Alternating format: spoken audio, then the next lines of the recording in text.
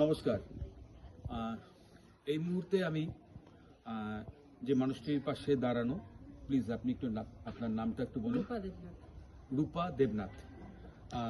এই মানুষটির husband tata cancer hospital Mumbai, সেই কর্তৃপক্ষ, টাটা ক্যান্সার হসপিটালের কর্তৃপক্ষ জানিয়ে দিয়েছে যে একদম লাস্ট স্টেজ, এবং সঙ্গে সঙ্গে এটাও বলে দিয়েছে যে বাড়ি ফিরে যেতে বলেছে, যে যার আর কোনো চিকিৎসার আর সেরকম নেই তাদের কাছে। কিন্তু মানুষটি বাড়ি ফিরে আসবেন, মানে এতটাই তাদের আর্থিক সমস্যায় পড়েছেন যে মানুষটি বাড়ি ফিরে আসবার মতো ক্ষমতা তাদের এই মুহূর্তে নেই।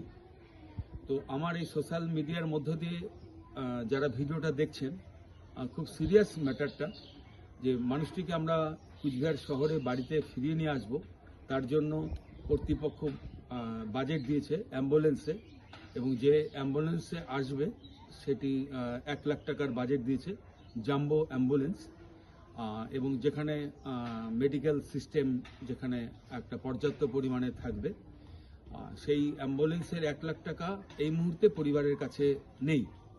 তো আমরা নেমেছি এই ভদ্রমহিলার হাজব্যান্ডকে তার বাড়িতে পৌঁছে দেবার জন্য। তো যারা ভিডিও দেখছেন তাদের কাছে আমাদের অনুরোধ, আপনারা ভিডিও দেখবেন এবং যারা যারা দেখছেন তারা প্রচুর শেয়ার করবেন। সঙ্গে এটা অনুরোধ করছি, আপনারা যে যেমন পারবেন ঠিক সেইভাবেই আমাদের পাশে এসে দাঁড়ান। কমেন্ট বক্সে কমেন্ট করবেন যে আপনারা কারা আমাদের পাশে এসে দাঁড়াতে চাইছেন, এবং আপনাদের সামর্থ্যের মধ্যে দিয়ে আপনারা এগিয়ে আসুন।